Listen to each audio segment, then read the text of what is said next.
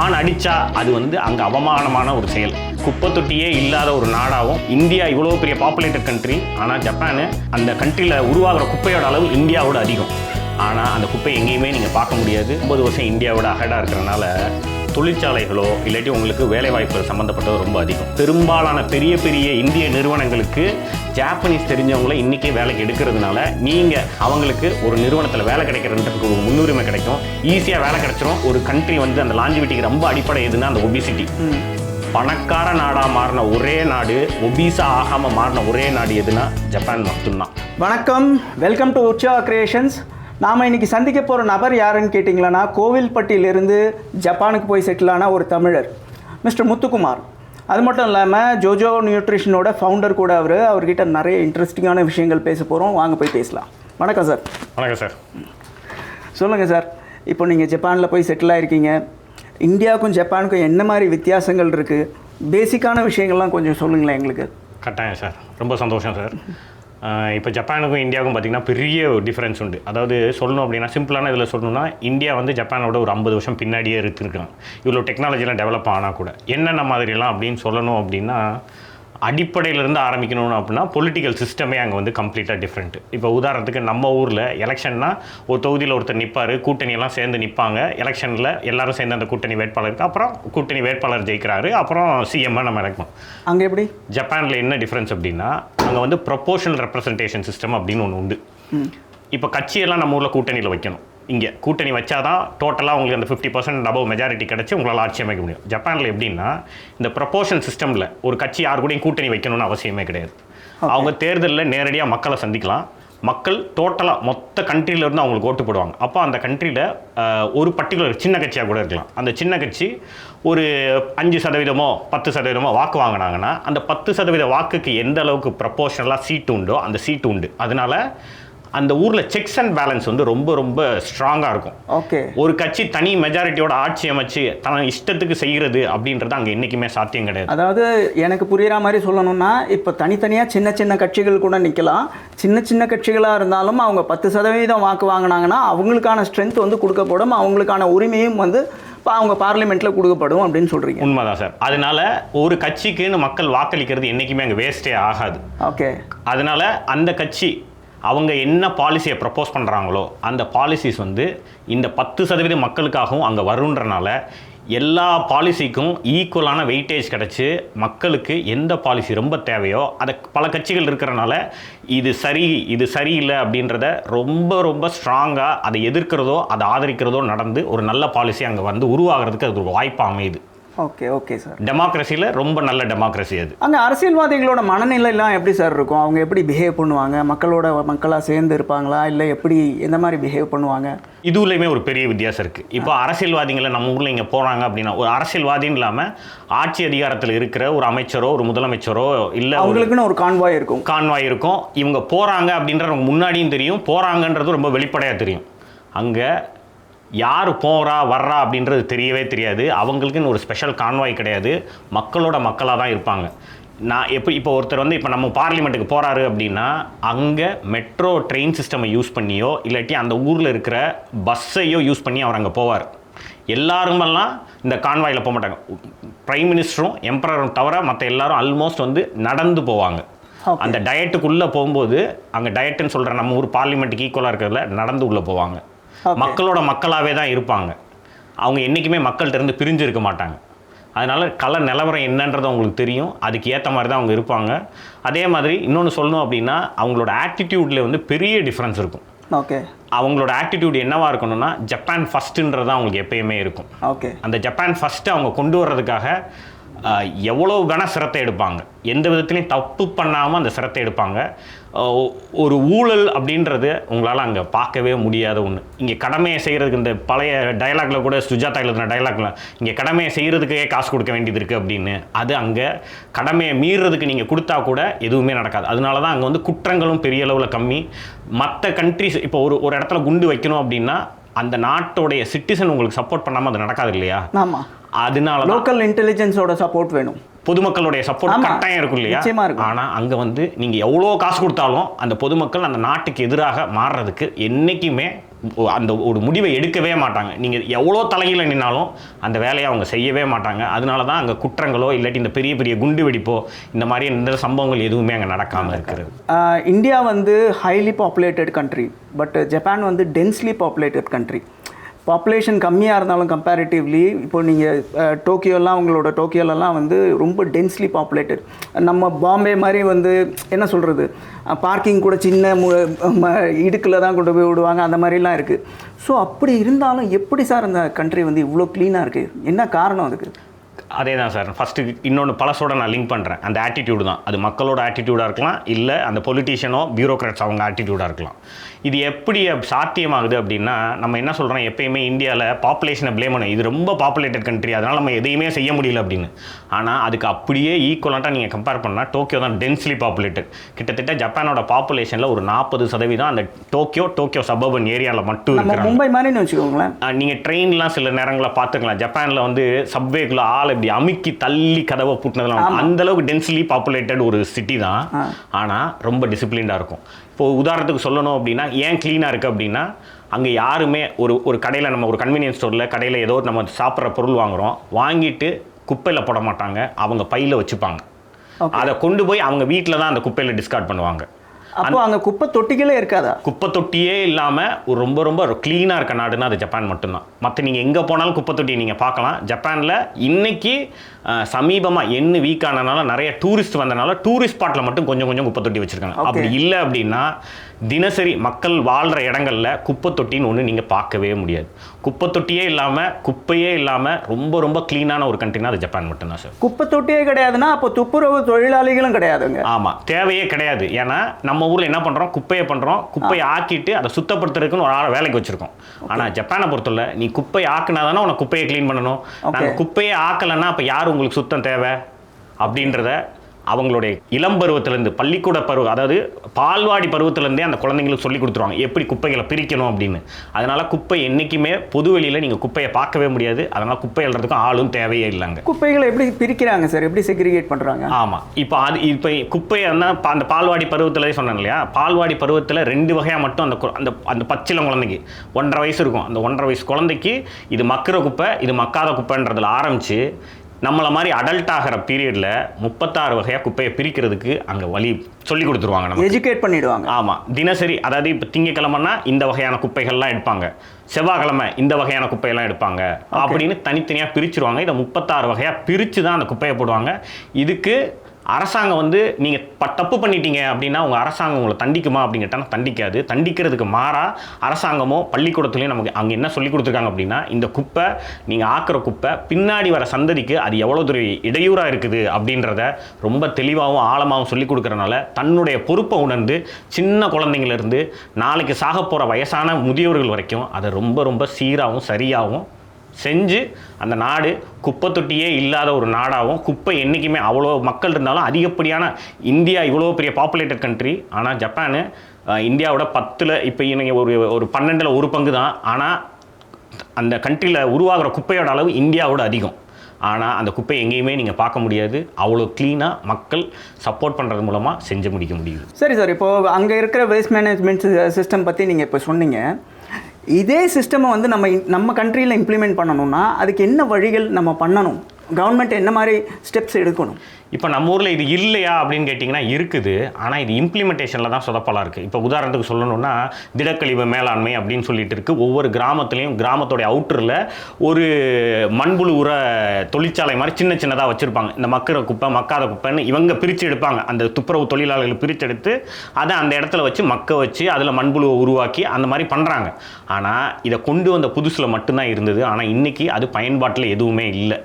அப்போ அந்த பயன்பாட்டுக்கு வரணும் அப்படின்னா அதை சரியாக செய்யணும்னா இங்கே ஒரு ஆள் இருந்து இந்த குப்பையை பிரிக்க முடியாது. ஏன்னா நமக்கு தெரியும் நம்ம வீட்டில் நம்ம சேர்க்குற குப்பை இந்த அழுகி போச்சுன்னா அது எவ்வளோ தூரத்துக்கு நாத்தம் அடிக்கும், அதை நம்மளே பண்ண முடியாது. அப்படின்றப்போ இன்னொருத்தரை வேலைக்கு வச்சு அவருக்கு சம்பளம் கொடுத்துட்டா மட்டும் அவரை செய்யணும்னு எதிர்பார்க்கறது ரொம்ப ரொம்ப தவறான விஷயம். சொல்கிற மாதிரி குழந்தைங்களுக்கு ஸ்கூல்லேருந்தே இந்த குப்பையை பிரிக்கிற அந்த எஜுகேஷனை கொண்டு வரணும்னு கட்டாயம். அதான் சரியாயிடும். அதான் நான் சொன்னேன் இல்லைங்களா, அந்த பால்வாடி பருவத்திலேருந்து பால்வாடி பருவத்திலேயே உங்களுக்கு சொல்லி கொடுத்துட்டாங்கன்னா இது எவ்வளோ தூரத்துக்கு பிரச்சனை அப்படின்னு. அப்போ நம்ம அடிப்படையில் நம்மளுடைய கல்வி முறையில் எதை நம்ம சொல்லிக் கொடுக்கணுமோ அதை அங்கே கட்டாயம் நம்ம சொல்கிறதுக்கு இன்றைக்கி தவறுறது. இந்த தவறை கொஞ்சம் நம்ம திருத்திக்கிட்டோம் அப்படின்னா அடுத்த தலைமுறைக்கு இந்த குப்பை சேராமல், இந்த குப்பையை சுத்தம் பண்ணுறதுக்குன்னு ஒரு குறிப்பிட்ட மக்கள் இல்லாமல் போகிறதுக்கு அது ஒரு வாய்ப்பை ஏற்படுத்தி கொடுக்கும். நீங்கள் இப்போ ஏற்கனவே சொன்ன மாதிரி ஜப்பான் வந்து கொஞ்சம் ஹைலி கன்ஜஸ்டட் ஏரியா தான், ஓகேங்களா, populated area, densely populated area. அங்கே வந்து இந்த ரோட் டிசிப்ளின் எப்படி சார் இருக்கும்? வண்டிகள் ஜாஸ்தி தான் இருக்கும், அதெல்லாம் இருக்குது, நான் ஒத்துக்கிறேன். இப்போ நம்ம ஊர் மாதிரி சிக்னலை கிராஸ் பண்ணி நிறுத்துறது, லைனை கிராஸ் பண்ணி நிறுத்துறது, இந்த ஹேபிட்லாம் அங்கே இருக்கா இல்லை எப்படி இருக்கும்? சுத்தமாகவே கிடையாது சார். அதை நம்ம பார்க்கணும் அப்படின்னா, உங்களுக்கு ஒரு உதாரணத்தில் சொல்லணும் அப்படின்னா, ஈஸியாக நமக்கு புரியணும் அப்படின்னா, நம்ம ஊரில் ரோட்டில் போனோம்னு வச்சுக்கோங்களேன், ஒரே சத்தமும் இறைச்சலும் தூசியுமா இருக்கும். ஆனால் ஜப்பானில் உங்களால் சத்தத்தையும் இறைச்சலையும் உங்களால் கேட்கவே முடியாது. அந்த வண்டி இன்ஜின் ஸ்டார்ட் ஆகிற சத்தம் இருக்கும், போகிற சத்தம் மட்டும் இருக்கும், அதுவும் பெரிய அளவில் இருக்காது, எந்த வித சத்தமும் இருக்காது. ஏன் ஹார்ன்லாம் அடிக்கவே மாட்டாங்க. ஒருத்தர் ஹார்ன் அடித்தா அது வந்து அங்கே அவமானமான ஒரு செயல். அந்த ஹார்ன் அடித்தவரையும் யாருக்காக அவர் அடித்தாரோ இவங்க 2 பேர்த்தையும் சுற்றி இருக்கிறவங்க எல்லாரும் பார்த்து, ஏன்டா தேவையே இல்லாத தானே, எதுக்கு அடித்த, உனக்கு அப்படி என்ன அவசரம் அப்படின்ற அளவுக்கு தான் அது இருக்குமே தவிர. ஏன் அப்படின்னா ஒரு வண்டிக்கும் இன்னொரு வண்டிக்கு இடைவெளியே அவ்வளோ இருக்கும். எப்படி சொல்லணும்னா, இப்போ இங்கே டிரைவர் உட்காந்துருப்பாரு, இவர் எந்த டிஸ்டன்ஸை மெயின்டைன் பண்ணுவார்னா, இப்படி முன்னாடி இருந்து பார்த்தாருன்னா அந்த முன்னாடி இருக்க வண்டியோட டயர் வந்து அவருக்கு தெரியும். அது கிட்டத்தட்ட அவருக்கு இந்த 2 வண்டிக்கு இடையில, இந்த வாகனங்களுக்கு இடையில இன்னொரு வண்டி நிறுத்த முடிகிற அளவுக்கு இருக்கும். அதில் ஒரு 2 வீலர் வந்து இப்படி வந்து நிற்க மாட்டாங்க, இல்லை இன்னொரு கார் இப்படி வந்து புகுந்து நிற்க மாட்டாங்க. இப்படி இந்த ஸ்பேஸ் விட்டிங்கன்னா தான் ஆம்புலன்ஸ் வரும்போது டக்குன்னு வழி ஏற்படும். ஓகே, இறுக்கமாக நின்றுட்டு இருந்தோம் அப்படின்னா ஆம்புலன்ஸுக்கு வழி கிடைக்கவே கிடைக்காது. அங்கே வந்து உயிரோட மதிப்பு என்னன்னு தெரியும். அதனால் இந்த காரணங்களுக்காக இன்னொருத்தங்களுக்கு இது உயிர் மட்டும் கிடையாது, மற்றவங்களோட நேரத்தை மதிக்கிறதுக்கும் இவங்களுக்கு நல்லாவே தெரியும்.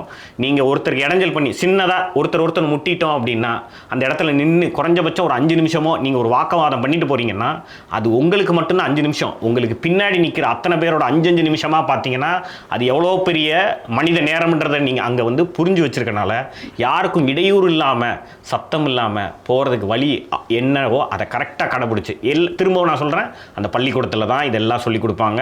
அதே மாதிரி லைசன்ஸ் வாங்குற இடத்துல ரொம்ப ஸ்ட்ரிக்டாக இருக்கும். ரோட் டிசிப்ளினும் பள்ளிக்கூடத்தில் சொல்லிக் கொடுக்குறாங்க. டைம் பள்ளிக்கூடத்தில் என்னவா சொல்லிக் கொடுப்பாங்க அப்படின்னா, இந்த குப்பையை எப்படி பிரிக்கிறது அப்படின்றத அந்த திடக்கழிவு மேலாண்மை பண்ணுற அந்த பர்டிகுலர் அலுவலகத்திலேருந்து வந்து சொல்லிக் கொடுப்பாங்க. அதே மாதிரி இந்த ரோட் டிசிப்ளினை பற்றி பேசணும்னா டிராஃபிக் போலீஸ் வந்து அங்கே பேசுவாங்க. இதெல்லாம் இப்படி பண்ணணும், தனி பீரியட்ஸ் இருக்காங்க. ஆமாம் கிளாஸில். ஆமாம், ஓகே.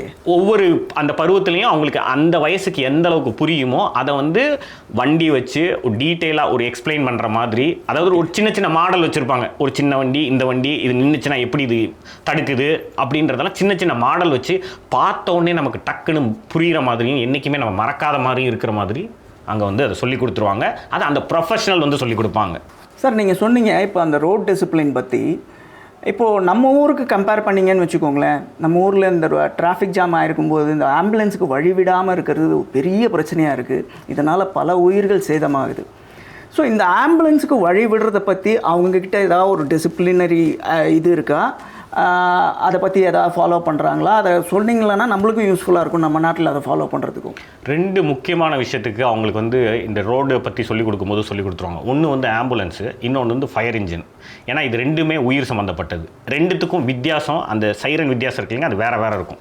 இப்போ இவங்க போகணும் அப்படின்னா எங்கேயோ ஒரு இடத்துல ஃபயர் இருக்குன்னா இந்த ஃபயர் இன்ஜின் போயாகணும், அது வேகமாக வேற போயாகணும். டிராஃபிக் ஜாமாக இருக்கும்போது எப்படி போவாங்க? டிராஃபிக் ஜாமுன்னு ஒன்று உங்களுக்கு எப்போ ஏற்படும்? டிராஃபிக் ஜாம்னா ஒருத்தர் இன்னொருத்தருக்கு வந்து இடைவெளி கொடுக்காம இடைஞ்சல் பண்ணிக்கிட்டு தான் முண்டி அடிச்சு போகணும் அப்படின்ற முனைப்போட இருக்கிறப்ப தான் இந்த டிராஃபிக் ஜாம் ஏற்படும். ஆனால் ஒரு வண்டிக்கு பின்னாடி வரிசையாக வண்டி பின்னாடி நின்றுச்சுன்னா அது டிராஃபிக் ஜாம் கிடையாது. அதனால இப்போ நான் முன்னாடி சொன்ன மாதிரி ஒரு வண்டிக்கும் இன்னொரு வண்டிக்கு இடைவெளி, அது இந்த முன்னாடி இருக்க டிரைவர், இந்த பின்னாடி வண்டி டிரைவர் வந்து முன்னாடி வண்டியோட வீலோடைய அடிப்பாகத்தை அவரால் இங்கேருந்து பார்க்க முடியும் அப்படின்னா குறைஞ்சபட்சம் ஒரு 7-8 மீட்டர் வந்து அதுலேருந்து தள்ளி நிற்பார். அப்போ இந்த வண்டிக்கும் அந்த வண்டிக்கும் இடைவேளை நிறையா இருக்கும். இது முன்பக்கம் இருக்கிறது. அதே மாதிரி உங்களோட 2 பக்கம் சைடும் இருக்குது. ஒரு 2 லேன் தான் இருக்குது அப்படின்னா 1 வேல 2 லேன் இருக்குது அப்படின்னா இந்த வண்டி நிற்கிற இடத்துல இன்னொரு வண்டி 2 வண்டி தான் நிற்கும்.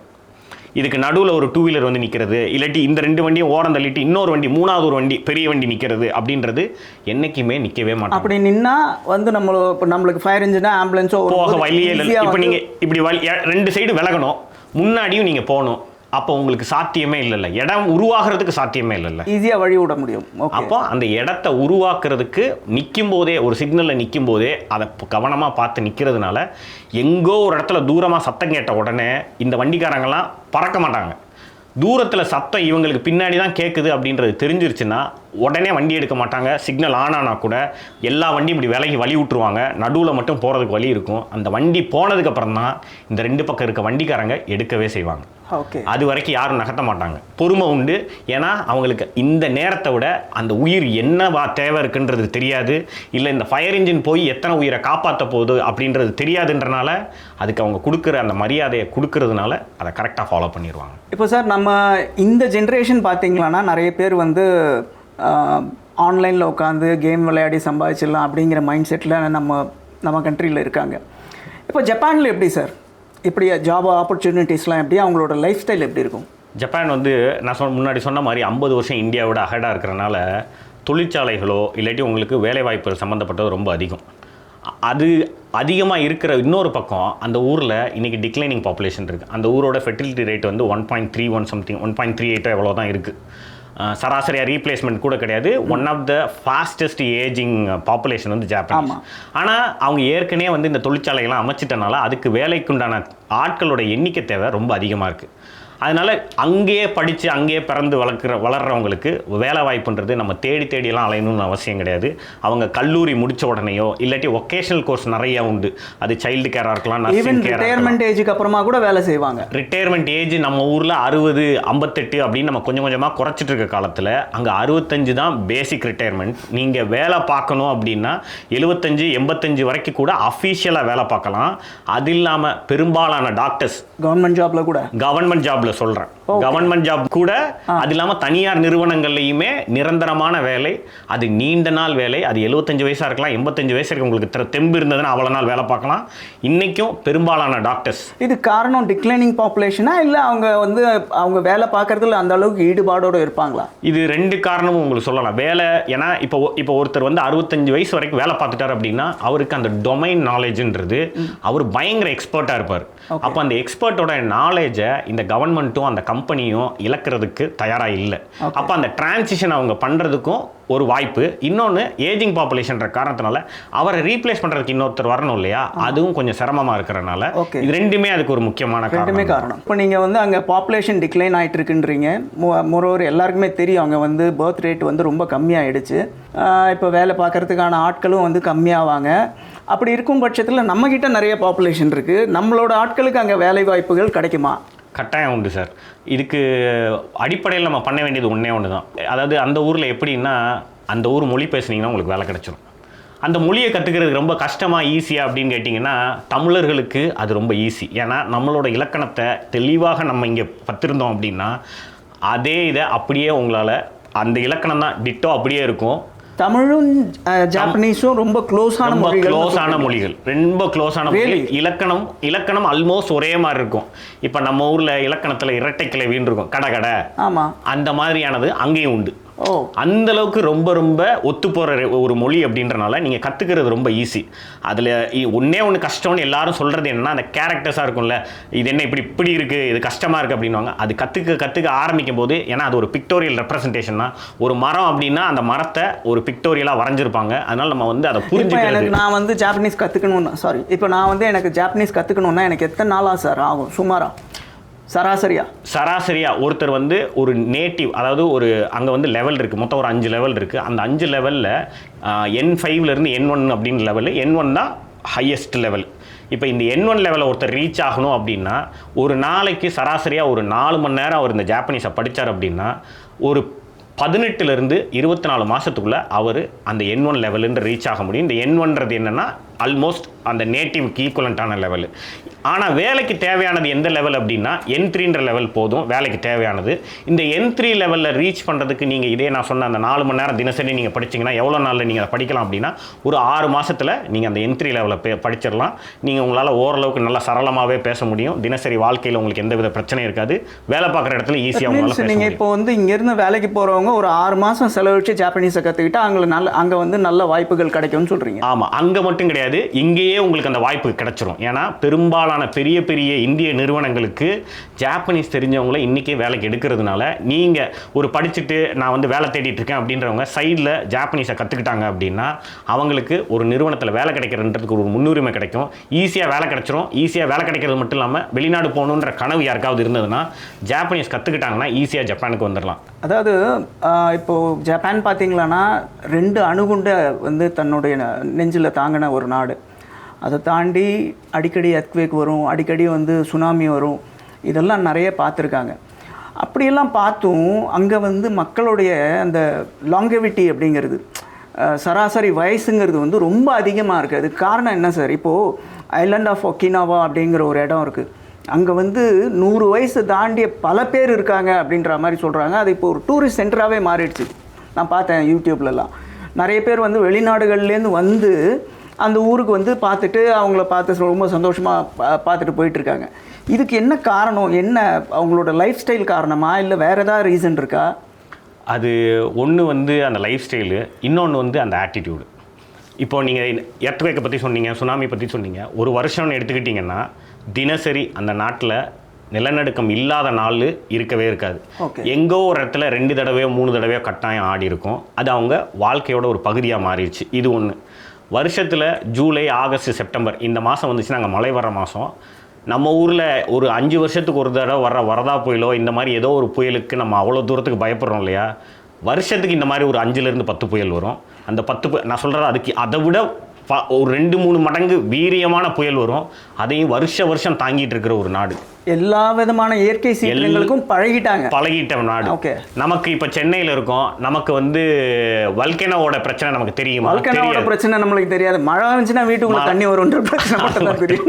ஆனால் அங்கே எல்லா பிரச்சனையும் உண்டு. ஆனால் இவ்வளோ மழை பெஞ்சாலும் அங்கே தண்ணி நிற்காது. ஓகே. ஸோ ஆட்டிடியூடு தான் அந்த மக்களுக்கு. அந்த ஆட்டிடியூடு அவங்களை என்னென்னலாம் பண்ண வைக்குதுன்னா, இவ்வளோ பெரிய 2 அணுகுண்டு ஒரு நாட்டு மேலே போட்டதுக்கப்புறம் அந்த கதிர்வீச்சிலேருந்து ஈஸியாக வெளியே வந்த ஒரு நாடு. வெளியில் வந்து எப்படி சார் அவங்களோட ஏஜ் அந்த லாங்கவிட்டிங்கிறது இந்த அளவுக்கு ஜாஸ்தியாக இருக்குது? காரணம் என்ன? இதில் அதுதான் முக்கியம். அந்த ஆட்டிடியூடு நான் சொன்னேன். அந்த ஆட்டிடியூடுக்குள்ள அவங்களோட ஹேபிட்டும் அடங்குது. இப்போ அவங்க சாப்பிட்ற சாப்பாடு இருக்கு இல்லையா, அந்த சாப்பாடு வந்து ரொம்ப முக்கியமானது. இப்போ நம்ம என்ன சாப்பிடுவோம்? நமக்கு ஹெல்தின்னு சொல்லப்பட்டது எது? இட்லியே ஹெல்தின்னு நம்ம சாப்பிட்றோம். ஆனால் உண்மையிலே இட்லி ஹெல்தியான்னு கேட்டிங்கன்னா கட்டாயம் கிடையவே கிடையாது.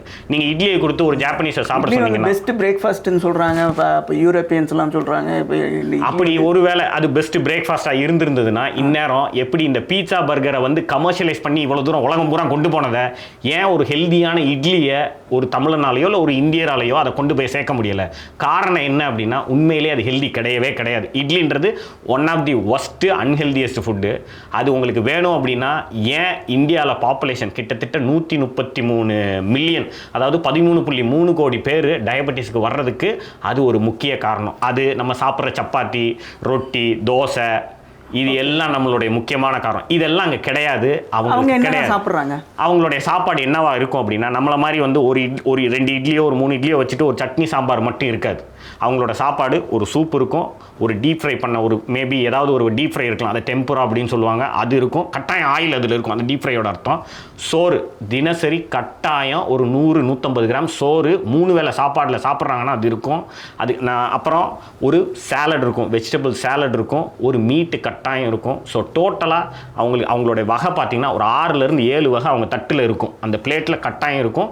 இது சின்ன வயசுலேருந்தே அவங்களுக்கு பழக்கப்பட்டனால அன்னைக்கு தேவையான ப்ரோட்டீன் என்னவோ அது அவங்களுக்கு போயிடும். அன்னைக்கு தேவையான ஃபைபர் எவ்வளவோ அதுவும் அவங்களுக்கு போயிடும்.